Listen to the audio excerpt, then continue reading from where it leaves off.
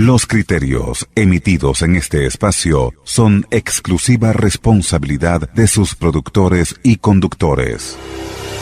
A continuación, Espacio Liberal, programa informativo, educativo y cultural, transmitido en horario supervisado, una producción nacional de Ricardo Barón.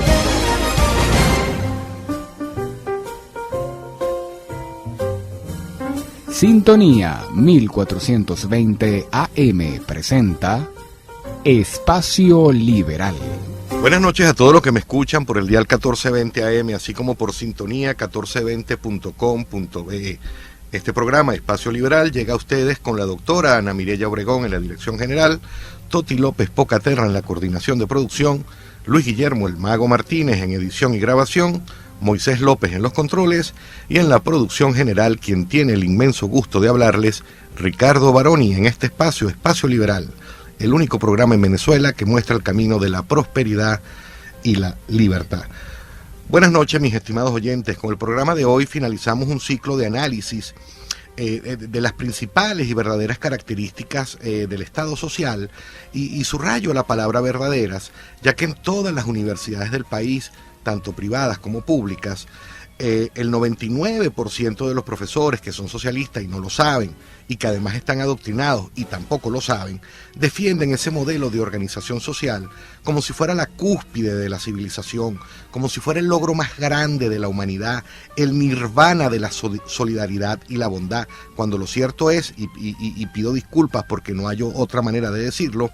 que el Estado social es una absoluta porquería. Es una fábrica que produce pobres en cámara lenta. Es un Estado que pasito a pasito se va tragando las libertades individuales de las personas. Es un parásito. Es una sanguijuela que nos va chupando la sangre lenta, pero de manera inevitable. Y aunque mis opiniones parecieran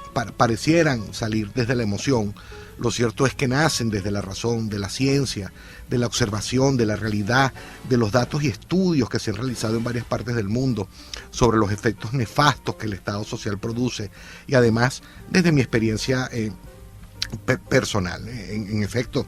nací en Venezuela y la fecha de mi nacimiento me permitió conocer y disfrutar de niño la bonanza inicial de ese tipo de Estado. Y aquí hablo de la Venezuela saudí, del Tabarato Dame Dos. Luego, en mi adolescencia, conocí el inicio de la crisis económica que desde 1983 no nos ha abandonado. Y aquí estoy hablando, mis estimados oyentes, del Viernes Negro, en el que el presidente Luis Herrera Camping devaluó el bolívar para luego convertirse la devaluación desde entonces en una política de Estado que Jaime Lucinchi, Carlos Andrés Pérez, Rafael Caldera, Hugo Chávez y el mejor de ese selecto grupo, Nicolás Maduro, nos han aplicado y hasta clavado hasta lo más profundo de los tuétanos en aras del bienestar del Estado a costa del bienestar de los ciudadanos. Y miren, luego, en 1989, en mi etapa universitaria, viví el Caracazo, que visto en retrospectiva de espontáneo no tuvo nada. Luego, en 1992, hubo 2 intentos de golpe de Estado que fracasaron, pero que lograron desestabilizar al país, al punto que Carlos Andrés Pérez fue destituido de la presidencia por haberle entregado a la presidenta de Nicaragua,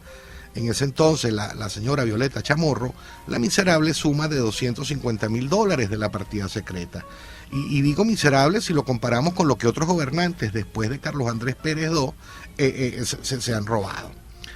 Posteriormente vino la crisis bancaria en 1994, en el segundo gobierno de Caldera. Y fíjense en esto, la decisión que Caldera tomó en su segundo gobierno y que más impacto tuvo en el futuro de los venezolanos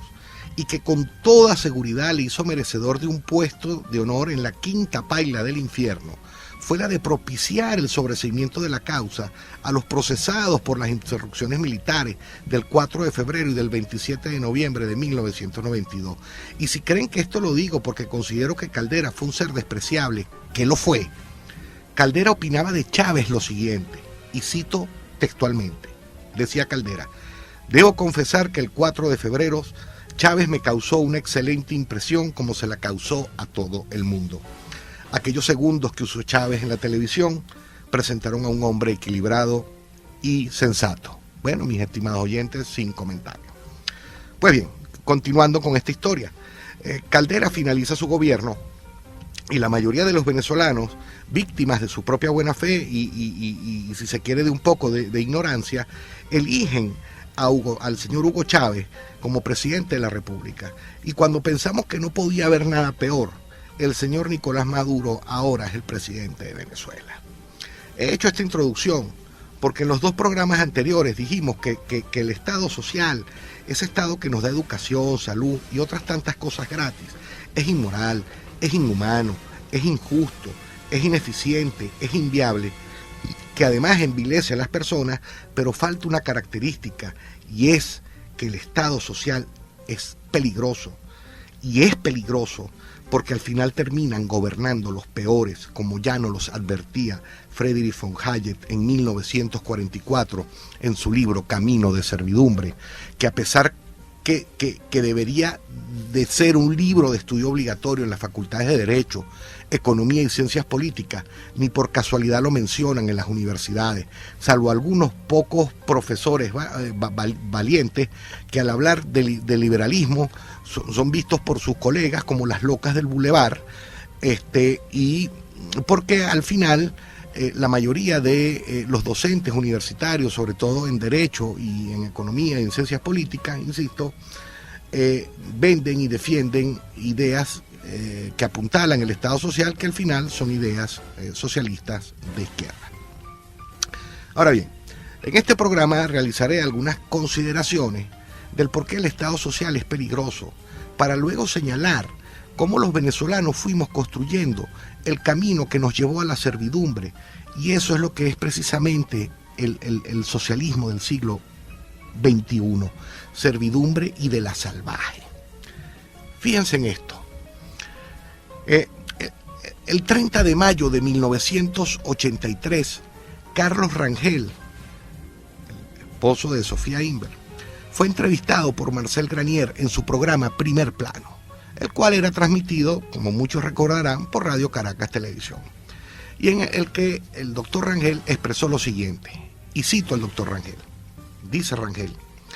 una de las cosas de las que no se dan cuenta nuestros dirigentes políticos es que por la vía que nos han traído están amenazando no solamente la economía, que ya está en ruinas, sino amenazando la libertad política en Venezuela. Si continuamos dándole al Estado o tolerando la omnipotencia del Estado en Venezuela, llegará el momento en que nadie se atreverá a desintir de los gobiernos, en que decir estas cosas que estamos diciendo esta noche Marcel Granier y yo en este programa sería peligroso. Continúa Rangel diciendo: quien pretenda que en Venezuela la solución al desastre que nos ha ocurrido está en un golpe militar y en una dictadura, no saben lo que están proponiendo. Aquí no hemos conocido en Venezuela dictaduras militares realmente duras, y esto puede parecer sorprendente. Gómez no tuvo a más de 150 presos políticos en 27 años. Gómez jamás puso preso a una mujer. ¿Cuántos fueron los presos y los muertos de Pérez Jiménez comparados con los que hubo en Uruguay y en Argentina? Aquí Pérez Jiménez no requería matar mucha gente, de hecho mató muy pocos. No requería meter presa a mucha gente, de hecho metió a muy poca gente presa. No requería exiliar en masa a la gente, hubo muy pocos exiliados. Bastaba con meter miedo.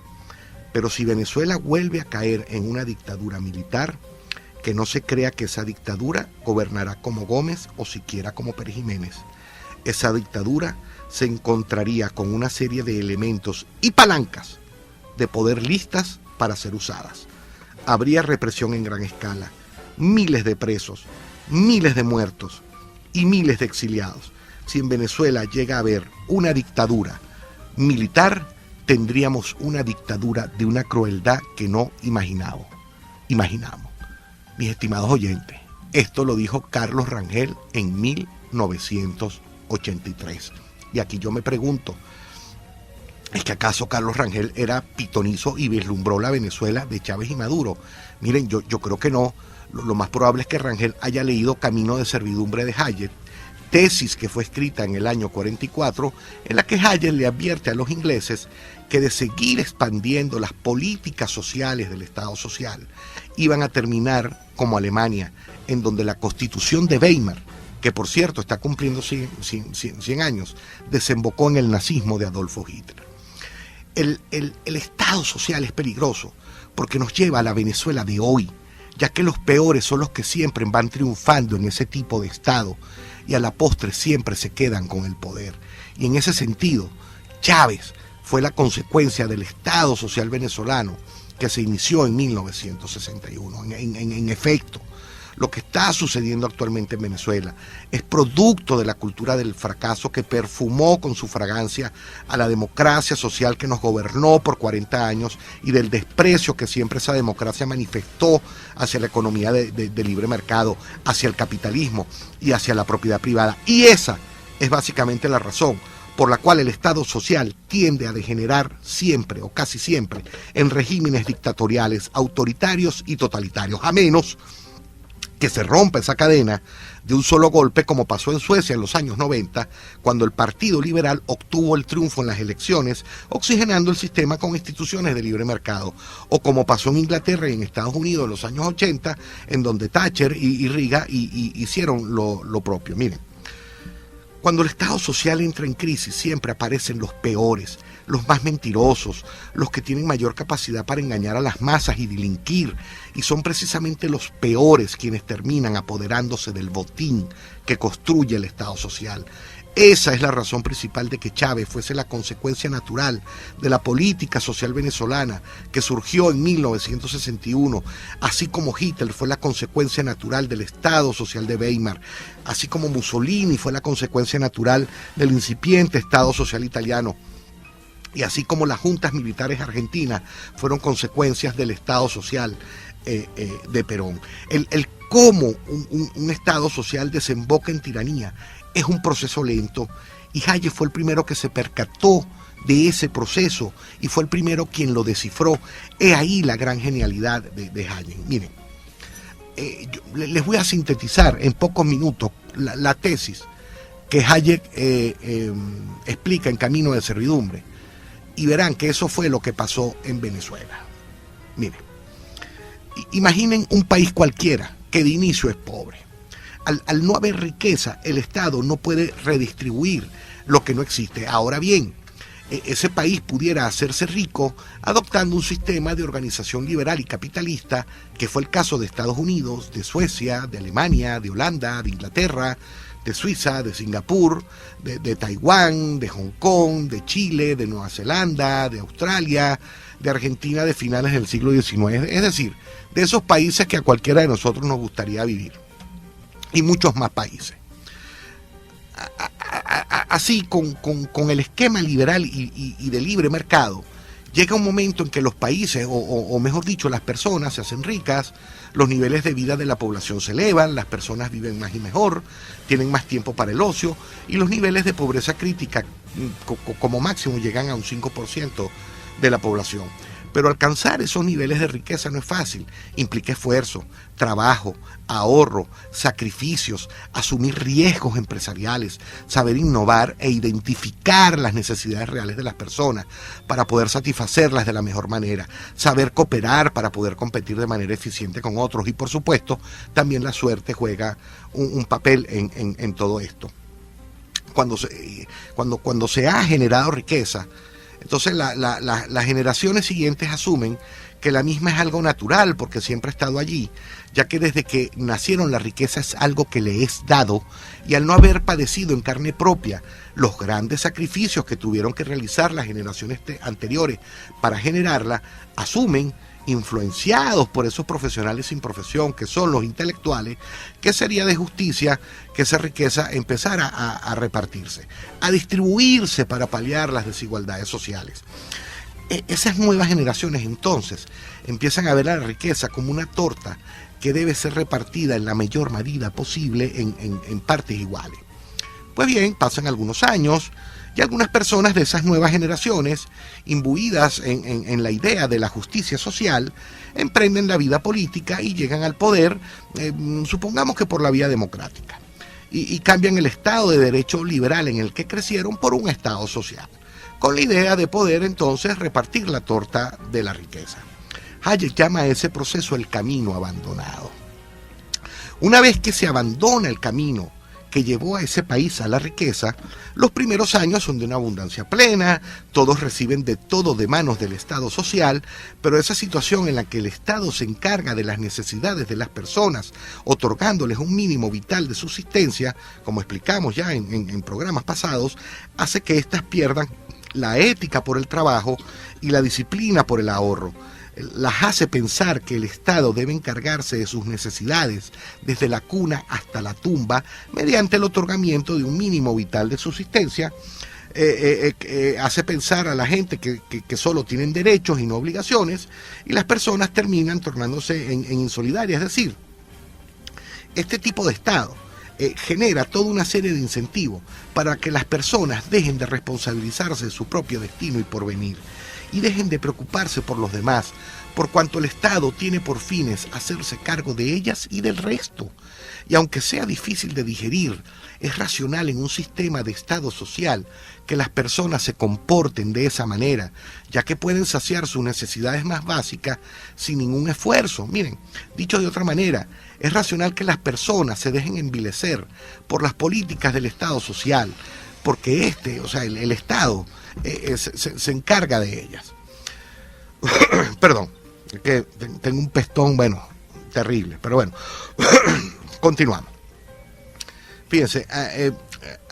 al pasar los años, la población crece y envejece, es decir, hay más personas. Y la torta de la riqueza que se había generado cuando el país estaba organizado bajo un esquema liberal, obvio, empieza a disminuir, porque ahora hay más personas en las que se debe hacer el reparto de la riqueza que otros generaron. Y lo más probable que ocurra es que los mejores, los más exitosos en satisfacer las necesidades del resto, con productos y servicios de calidad y de bajo costo, cansados de ser expoliados por el Estado por la vía de la tributación, se vayan a otros países a continuar con sus vidas, con lo cual el abrevadero que surtía de riqueza a la torta indudablemente empieza a secarse. Pues bien, ya habíamos dicho, la población crece, los exitosos probablemente dejen de producir, y como los recursos son escasos y las necesidades infinitas, el Estado social tiene que empezar a hacer recortes, por cuanto el gasto del gobierno en ayuda social es descomunal, y los recursos no alcanzan para satisfacer ese gasto, en virtud que el presupuesto de la nación, antes abundante, año tras año empieza a ser deficitario, y el Estado, al volverse económicamente insostenible e inviable, por lo general empieza a imprimir dinero en cantidades colosales para sufragar el gasto social, y eso lo único que genera, y ya creo que los venezolanos lo sabemos, es inflación, lo cual termina destruyendo por esa vía los ahorros de las personas, y al final terminan empobreciéndonos a todos, con lo cual el problema se agrava de manera exponencial. Pero el Estado social pudiera, en vez de imprimir más dinero, aumentar los impuestos, como sucedió en Suecia en algún momento, en que las personas naturales pagaban por concepto del impuesto sobre la renta el 75% sobre sus ingresos netos, y las personas jurídicas hasta un 50%. E indudablemente empobreciendo igualmente por esta vía a las personas. Pero también el Estado social pudiera correr la arruga y solicitar préstamos en el extranjero para paliar la crisis, destruyendo de manera indudable recursos, ya que el dinero que provenga de esos créditos no será empleado para elevar la producción de bienes y servicios, sino para costear gasto público ordinario. Pero al final el Estado va a tener que pagar esos créditos y caemos en lo mismo, ya que va a tener que imprimir más dinero o subir los impuestos para pagar sus deudas, produciendo el mismo resultado, esto es, empobreciendo a las personas. Al llegar el momento en que la población ha aumentado, nadie genera riqueza, no hay suficientes recursos para dar el mínimo vital de subsistencia, y los servicios públicos tales como educación, salud, luz, agua, etcétera, empiezan a colapsar, todo eso junto, indudablemente, produce una situación de malestar social que se manifiesta a través de huelgas, de marchas, de manifestaciones, y en casos más extremos, hasta en saqueo. Lo que origina por vía de consecuencia directa, a mi modo de ver, un hervidero para que aparezcan los mesías, los salvapatrias, los populistas, es decir, los peores. Y aquí hablamos de Mussolini, de Hitler y de Chávez, entre otros, quienes con engaños prometen traer de vuelta la prosperidad de antaño, y es así como se hace el cruce del Estado social al Estado totalitario, ya que esos mesías le dicen al pueblo que para poder retomar el camino de la prosperidad y de la abundancia, que ha sido destruido por los malvados empresarios capitalistas, requieren de poderes excepcionales para enderezar la economía, poderes que les son otorgados, y al final, cuando el Estado termina controlando la economía, termina controlando a la sociedad. Miren, todas las constituciones que consagran estados sociales incorporan una cláusula que habilita al Estado para limitar los derechos individuales, incluyendo el derecho a la propiedad privada. Y dentro del modelo del Estado social y de los límites que ese tipo de Estado podría imponer al derecho de propiedad privada en virtud de su función social, es la habilitación constitucional que tiene el Estado para reservarse la explotación de los sectores de la economía que le venga en gana, invocando simplemente para ello razones de interés general o conveniencia nacional. Y con el ilimitado poder que a los gobernantes le confiere una norma constitucional de ese tipo, no vemos impedimento alguno para que el Estado termine reservándose la propiedad de todos los medios de producción. Y esto no es una mera elucubración, eso ya pasó en Venezuela, en donde actualmente el 97% de toda la economía nacional es propiedad del Estado venezolano. Y miren, esto que pareciera una teoría, no es una teoría, son hechos. Es lo que Hayek observó que pasó en Alemania, en donde el bondadoso Estado de Weimar transmutó al totalitarismo nazi. Y eso fue precisamente lo que pasó en Venezuela, con lo que toca ver ahora cómo se inició en el siglo XX el camino de servidumbre que nos llevó a la tragedia humana que hoy vivimos todos los venezolanos. Y fíjense en esto. Al morir Juan Vicente Gómez, ya existía una incipiente industria petrolera, pero Venezuela seguía siendo un país rural y hasta ese momento nunca había desarrollado una economía capitalista de libre mercado. De hecho, nunca hemos tenido una economía de mercado. Posteriormente, el general Eleazar López Contreras, quien sucede a Gómez en el poder, como ya sabemos, procede a regular la economía mediante un decreto que fue dictado el 9 de septiembre de 1939, el cual se fundamentó en el hecho de que la Segunda Guerra Mundial había creado una situación de emergencia que imponía al Ejecutivo Nacional usar las facultades constitucionales para evitar las privaciones y conjurar las más graves consecuencias de la guerra para el bienestar de la población venezolana.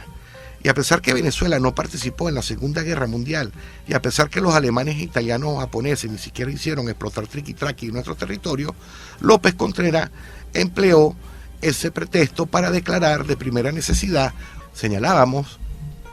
que a la muerte de Juan Vicente Gómez, como todos ustedes saben, el general López Contreras toma el poder y el 9 de septiembre dicta un decreto en la cual se regula la economía y dicho decreto que fue fundamentado en la situación de emergencia que surgía de la Segunda Guerra Mundial, que no entiendo cómo se podía justificar un decreto de esas características en ese hecho,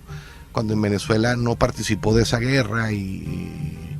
aquí, como decíamos, ni los alemanes, ni los japoneses, ni los italianos tiraron un tumbarrancho, pero bueno, esa fue la excusa. En ese decreto se declaran bienes como bienes de primera necesidad y por ende su precio regulado por el Estado, bienes tales como la carne, el pescado, la leche, el azúcar, papas, plátano, aguacate, piña, cambur, café, entre otros alimentos. También se regularon los precios de tejidos de algodón, de zapatos, no se pierdan esto, alpargatas, y también los precios se regularon de los fletes, de los ferrocarriles, de los tranvías, de los camiones, navegación de cabotaje, así como los precios de los combustibles, en los cuales se incluía el querosén y la leña, y también se regularon otras materias primas y bienes manufacturados, tales como jabón, velas y cerveza. Además se regularon los precios de las medicinas y también de los alquileres de las viviendas y los materiales de construcción. Este decreto disponía que en cada distrito del país, recuérdense que antes no existían los municipios sino los distritos, habrían en cada distrito una junta ejecutiva con la atribución de establecer los precios máximos de venta al público de los bienes antes mencionados. Bueno, posteriormente viene el presidente Isaías Medina Angarita y dicta el decreto número 176 de fecha 15 de agosto del año 44, donde incrementa la intervención del Estado en la economía con respecto a lo que había hecho López Contreras. Y se justifica nuevamente esta intervención o regulación de la economía otra vez en la Segunda Guerra Mundial. Porque según el presidente Medina Angarita, la Segunda Guerra generaba una situación de emergencia. Nunca se dijo cuál era la emergencia, y que obligaba precisamente a adoptar medidas encaminadas a proteger los intereses de la colectividad, de nuevo, sin especificarse cuáles serían esos intereses a proteger. Pero en todo caso, el referido decreto crea una Comisión Nacional de Abastecimiento, y fíjense en el primer cambio. En el decreto de López había una junta ejecutiva en cada distrito del país, quien iba a velar porque las regulaciones, los controles de precios se respetasen. Pero ahora Medina Angarita crea una Comisión Nacional de Abastecimiento, es decir, va centralizando aún más el control de la economía. Y esta Comisión Nacional tenía por funciones, por ejemplo, fijar los precios máximos para la venta de 84 renglones, incluyendo medicinas, drogas y aparatos medicinales, establecer condiciones especiales para la utilización de artículos declarados de primera necesidad o prohibir su uso, fijar cupos de venta, establecer precios mínimos para proteger a los productores,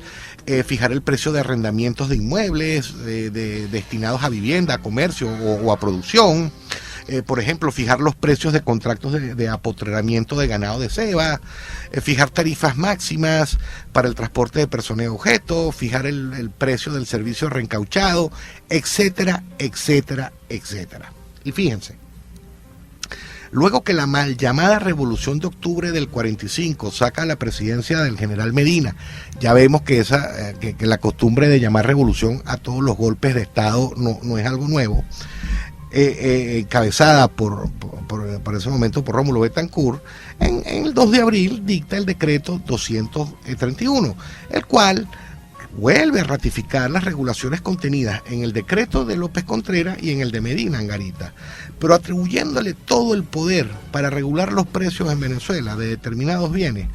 a un comisionado nacional de abastecimiento, o sea, a un único funcionario, quien además tenía la potestad de comprar y vender por cuenta del Estado artículos de primera necesidad. Fíjense, los decretos de López y de Medina, y ahora el de la Junta Revolucionaria de Gobierno, en esencia fueron un monumento al intervencionismo del Estado, y es la antítesis de lo que la praxis capitalista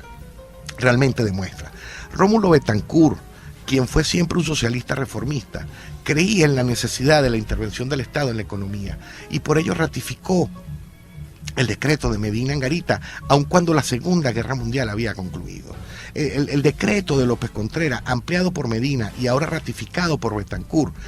al final lo que hacía era facultar a unos burócratas, en el caso de Betancourt a uno solo, para que fijasen los precios de infinidad de productos, limitasen la circulación de bienes, estableciendo cupos de venta, privilegios para determinados compradores, venta obligatoria, precios mínimos, cupos, licencias previas para la importación y la exportación, etcétera, etcétera, etcétera. Y fue en ese momento cuando Venezuela inicia el transitar por el camino de servidumbre que culminó con el gobierno de Nicolás Maduro. Y miren, al caer el gobierno del general Marcos Pérez Jiménez, quien también planificó la economía, se inicia el periodo democrático de partido. Fíjense, gracias al petróleo en ese periodo de nuestra historia. Miren, ciertamente hubo mejoras materiales, por cuanto se construyeron importantes obras públicas, autopistas, puentes, presas hidroeléctricas, hospitales, aeropuertos, puertos.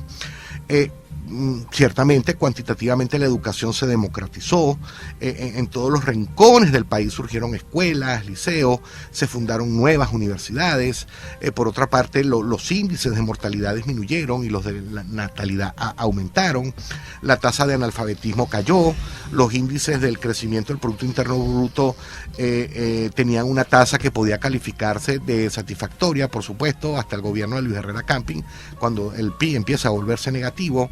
Los índices de inflación se mantenían moderados, la clase media se iba fortaleciendo, la moneda se mantenía estable. Incluso el primer gobierno de Rafael Caldera se dio el lujo de revaluar el bolívar frente al dólar, pasándolo de 4.50 a 4.30, situación que se mantuvo hasta el mes de febrero de 1983, cuando el gobierno de Luis Herrera no tuvo otra alternativa que devaluar la moneda y decretar el control de cambios. Pero sobre esta historia volveremos, porque vamos a un corte de la estación. Estamos de vuelta con Espacio Liberal. Regresamos del corte, mis estimados oyentes. Bueno, veníamos estableciendo o diciendo o relatando cómo se había iniciado el camino que nos ha llevado a los venezolanos a esta servidumbre que estamos sufriendo actualmente. Habíamos brevemente señalado cómo el presidente López Contreras y después en mayor intensidad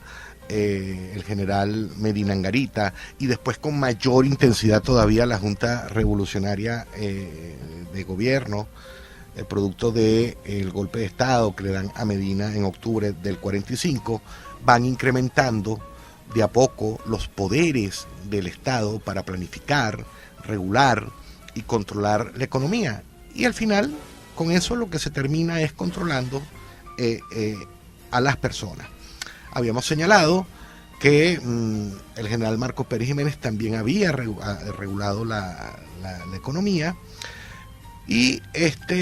al iniciarse el periodo de los 40 años de los partidos políticos en Venezuela, específicamente Acción Democrática y COPEI, gracias al petróleo, hubo mejoras materiales sin duda alguna en materia de infraestructura, de educación, de índices de alfabetización,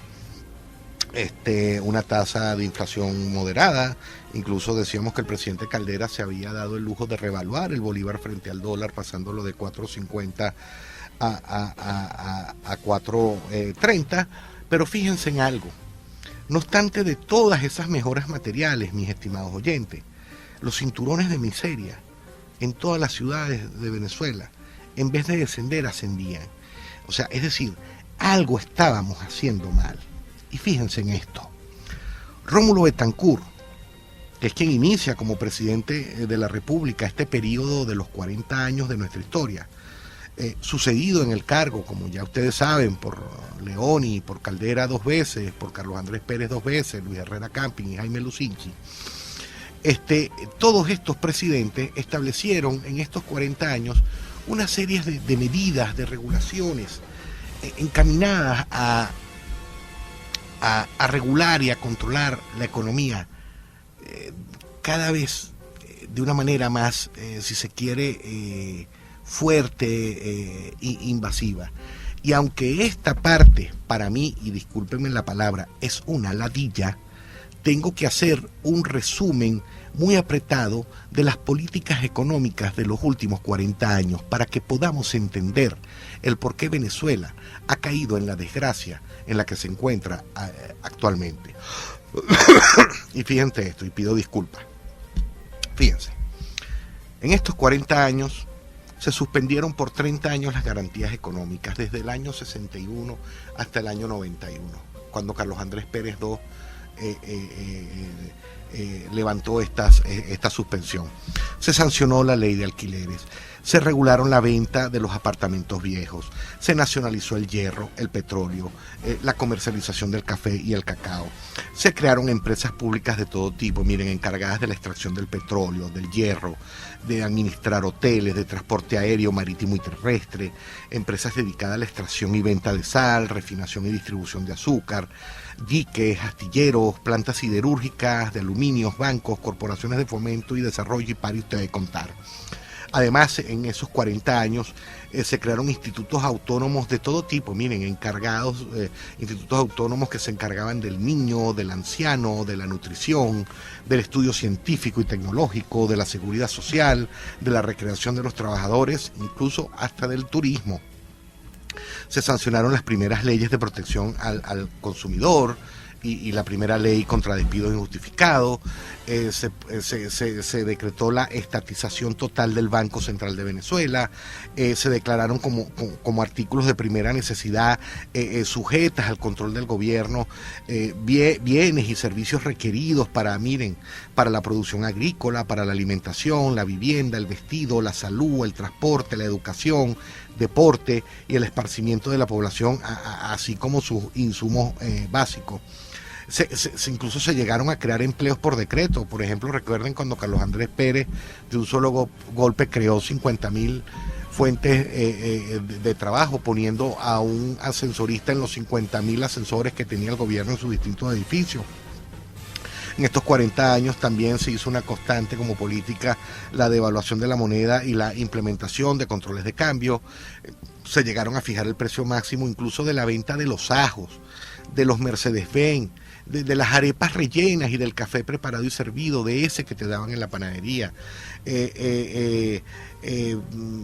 establecieron políticas de sustitución de importaciones y medidas proteccionistas de todo tipo. Se crea la empresa pública Indulac, que era la única empresa autorizada en Venezuela para comprar leche en el exterior. Por ejemplo, las leyes del impuesto sobre la renta exigían la presentación de la solvencia del pago del impuesto para realizar infinidad de actos, como constituir compañías, vender inmuebles, cobrar sueldos en la administración, incluso para poder viajar al exterior. Miren,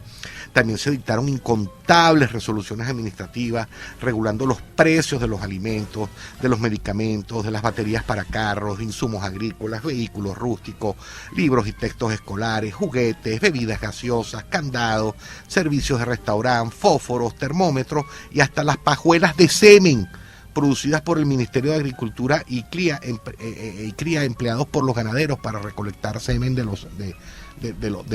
sementales. Miren, además, y esto es increíble, en esos 40 años de democracia,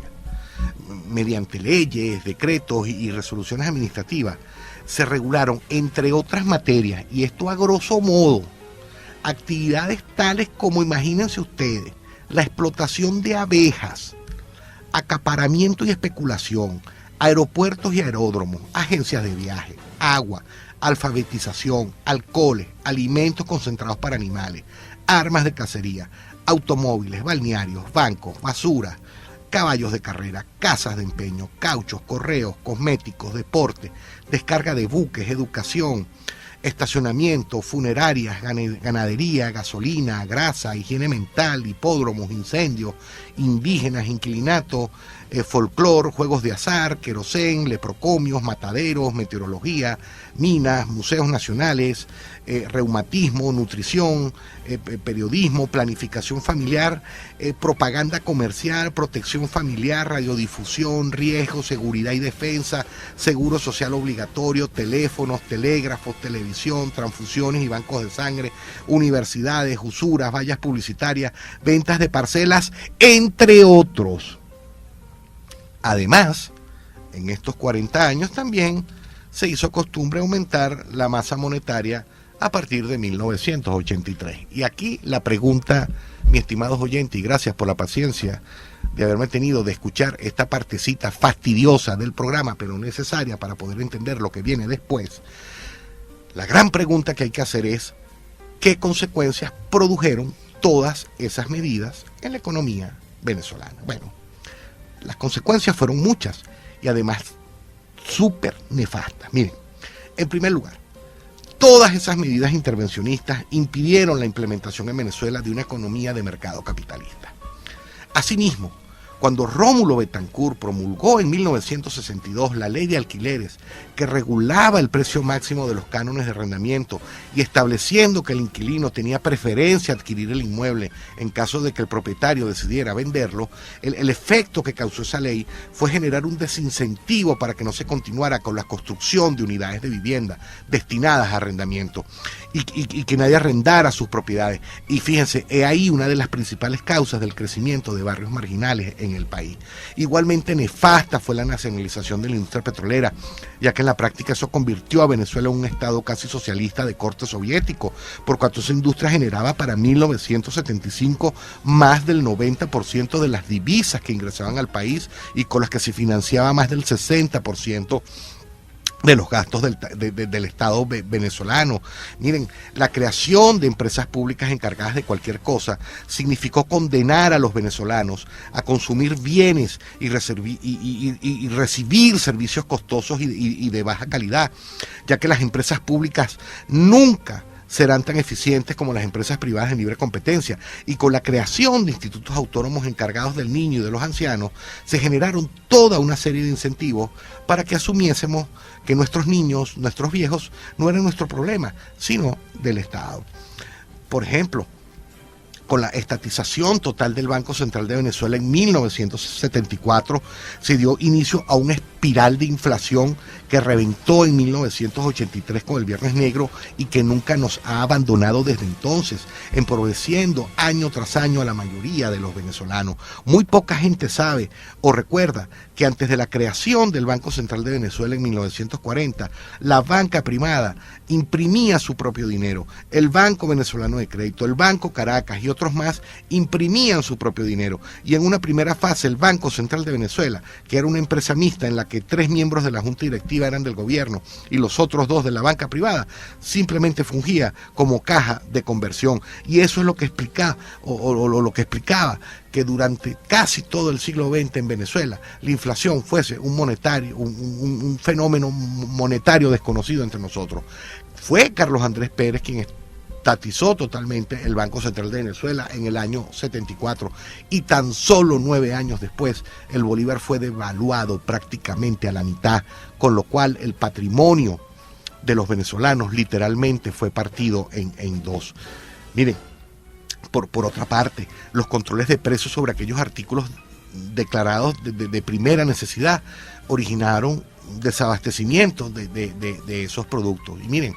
Luguen von Mises expresaba que el intervencionismo, en definitiva, es cuando el Estado le dice a las personas cómo van a utilizar su propiedad y cómo van a realizar sus actividades económicas, haciéndolo de una forma distinta a como lo harían si no es por esa limitación coactiva. Así, el control de precios sería un ejemplo de intervencionismo, ya que las personas producirán y venderán a un precio distinto al precio que el Estado esté fijando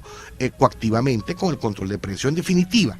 el intervencionismo es cuando el Estado obliga a las personas a llevar sus negocios de una manera distinta a como lo harían libremente. Y Hayek señalaba que cuando se implementaba el mecanismo de controles de precios, aún en la más pura y angelical de las democracias, eso siempre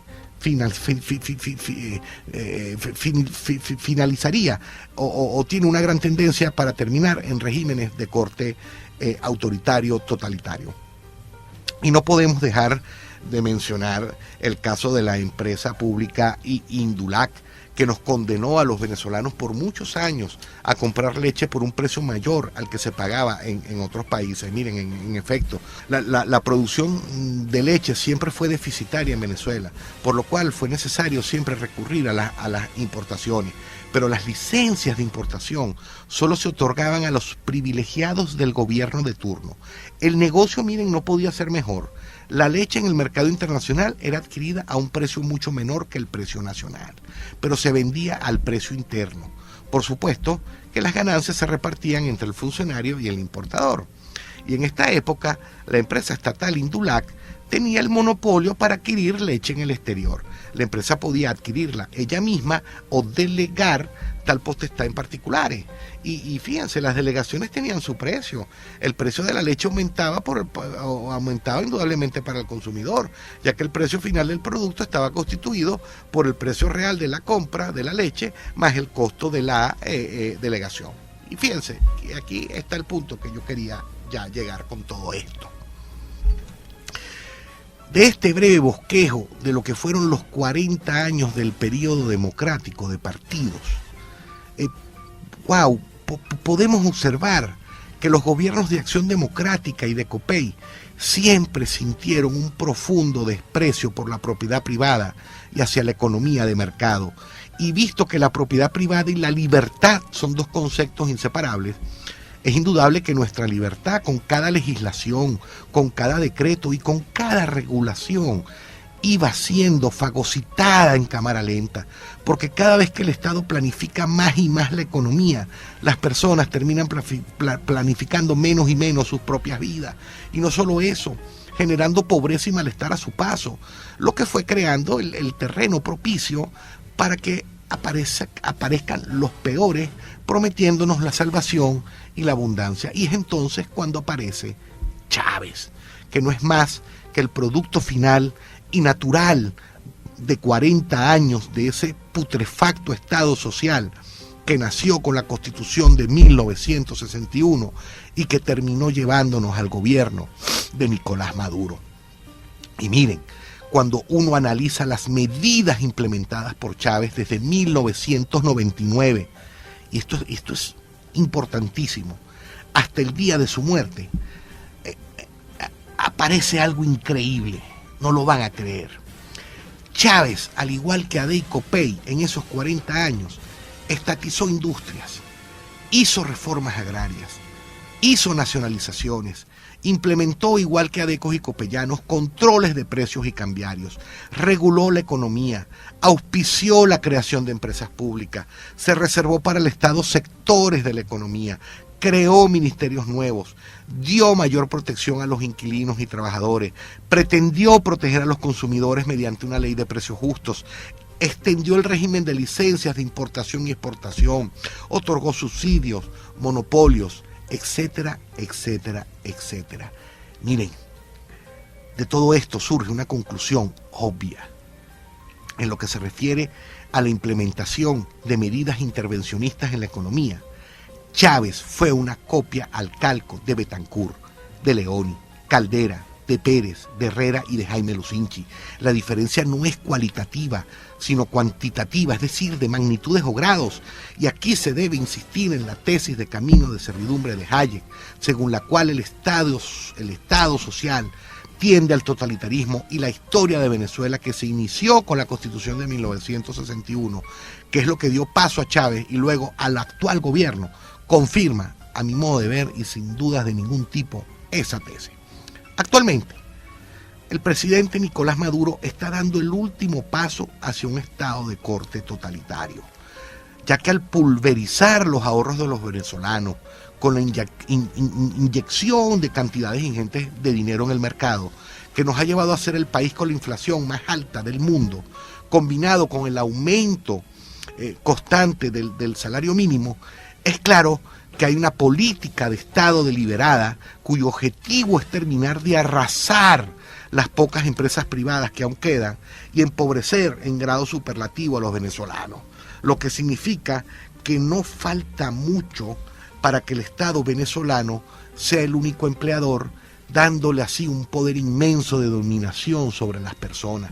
ya que el que no obedezca no come. Si Maduro llega a materializar ese objetivo, no harían falta cárceles en Venezuela para castigar al disidente. Bastaría dejar sin empleo a los pocos que osen alzar su voz en protesta para condenarlos a morir de hambre. Estimados oyentes, veníamos señalando, haciendo una mención muy apretada de las políticas económicas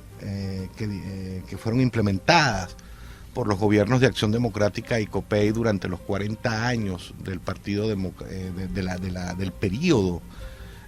democrático de partidos que imperó en Venezuela entre los años 1961 y 1999, y posteriormente comparamos esas políticas con las políticas dictadas por el presidente Chávez en vida, y surgió algo increíble. Prácticamente son las mismas medidas económicas, las mismas regulaciones. Las diferencias es un tema no de cualidad, sino de grados, de magnitud, de intensidad. Y señalábamos que precisamente eso confirmaba la tesis que Hayek nos explica en su obra Camino de Servidumbre, y también ya señalábamos cómo Nicolás Maduro está en una última fase para terminar de dominar a la sociedad, que es pulverizando los ahorros de las personas que ya lo lograron a través de la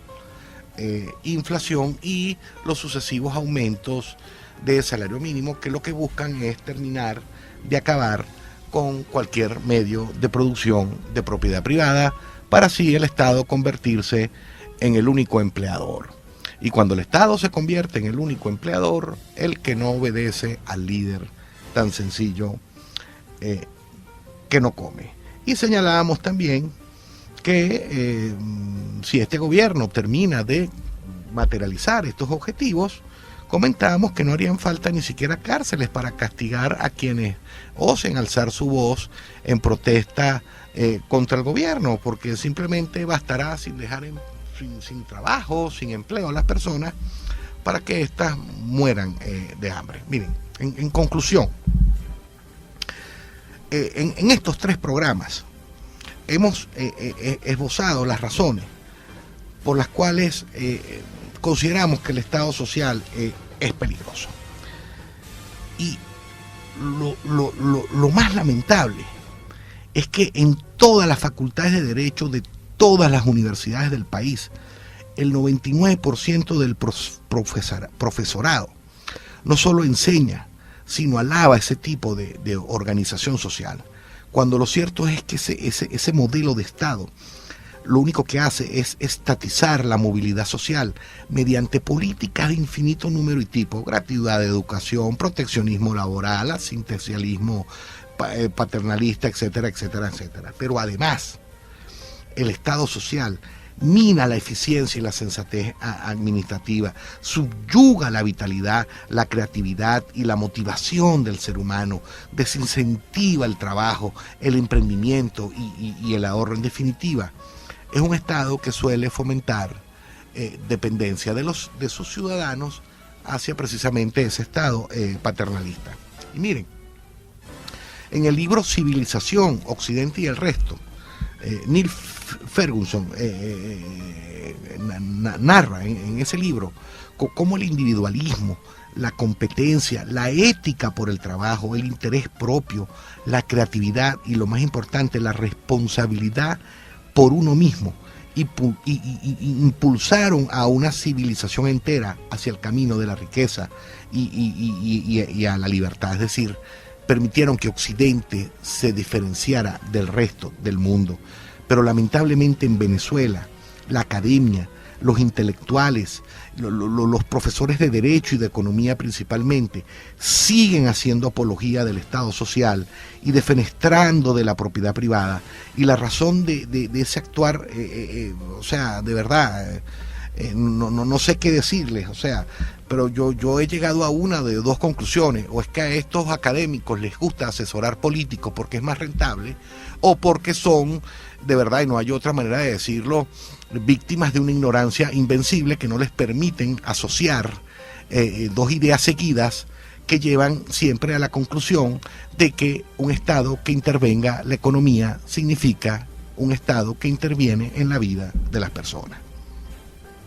Miren, yo he llegado a oír a profesores de doctorado decir cosas como que la propiedad privada no es un derecho humano, o cosas como que un sistema que renuncie a la función social de la propiedad sobre la idea errónea de que el libre mercado lo va a resolver todo, a la larga será un sistema que fracasará. Yo no sé si el libre mercado lo resuelva todo, probablemente no. O sea, yo estoy seguro que el libre mercado Por ejemplo, no va a impedir que su pareja le monte los cuernos o que sus hijos lo detesten por ser un mal padre, pero de lo que sí estoy seguro es que el libre mercado nos provee todos aquellos artículos que necesitamos para no morir: vestido, comida, medicina. Bueno, mire, ¿qué les puedo decir? Simplemente ya para concluir, que urge en Venezuela que probemos otro modelo de organización social. Miren, el cual existe, se inventó hace casi 300 años, ya se ensayó y funcionó. No es un conocimiento inaccesible, y aunque lo fuera, solo hace falta imitar a los países que con base a ese conocimiento pudieron generar riqueza, prosperidad y libertad para su pueblo. Y ese conocimiento se llama liberalismo. Bueno, de todo lo expuesto, obtenemos como conclusión que si Venezuela, en una era poschavista, insiste en continuar con un modelo de Estado social, estaremos consagrando nuevamente un modelo que es inmoral, que es inhumano, que es injusto, que es ineficiente, inviable, que envilece al ser humano y que además es peligrosísimo. Y estaremos condenados, por tanto, al subdesarrollo y a la pobreza para siempre. Y al poco tiempo volverán a gobernarnos los peores. Y créanme que puede ser peor. La única manera de que las cosas no empeoren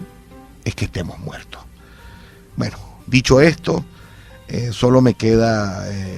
por decir que este programa, Espacio Liberal, llegó a ustedes con la doctora Ana Mireya Obregón en la dirección general, Toti López Pocaterra en la coordinación de producción, Luis Guillermo el Mago Martínez en edición y grabación, Moisés López en los controles, y en la producción general, quien tuvo el inmenso gusto de hablarles, Ricardo Baroni. En este espacio, Espacio Liberal, el único programa en Venezuela que muestra el camino de la prosperidad y la libertad. Muy buenas noches. Sintonía 1420 AM presentó Espacio Liberal.